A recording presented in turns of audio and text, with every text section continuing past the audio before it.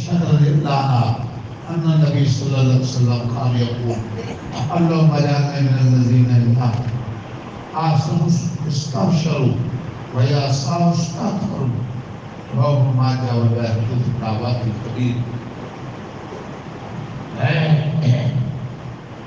مختلف حدیث کی روشنی میں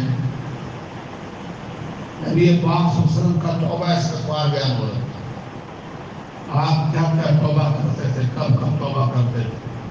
عائشہ صدیقہ رضی اللہ تعالیٰ عنہا سے روایت ہے کہ رسول پاک صلی اللہ علیہ وسلم دعا فرمایا کرتے تھے اللہم اجعلنا من الذین آسوا استبشروا واذا اساءوا استغفروا.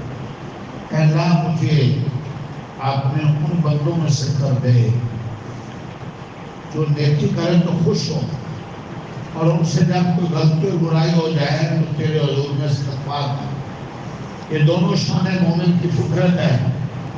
مومن نیک عمل کرتا ہے تو اس کے دل و دماغ پر خوشی ہوتی ہے, برائی اور غلطی ہو جائے تو توبہ اور استغفار.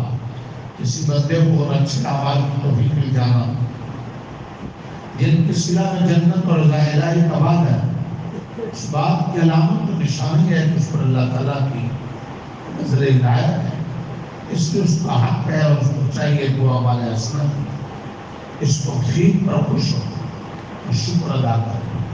قرآن پاک میں بھی ارشاد فرمایا گیا قل بفضل وبرحمتہ فبذلک فلیفرحوا.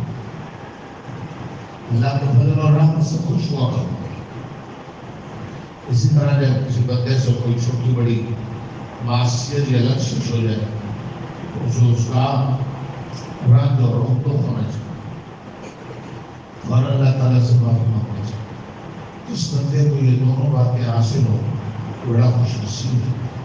رسول پاک صلی اللہ علیہ وسلم خود اپنے لیے دعا فرمایا کرتے تھے اللہ تعالیٰ مجھے بھی ہم سب کو بھی دونوں باتیں نصیب فرمائے کہ جب غلطی ہو جائے توبہ ہو, خوشی ہو تو نیکی ہو تو خوشی, تکبر نہیں.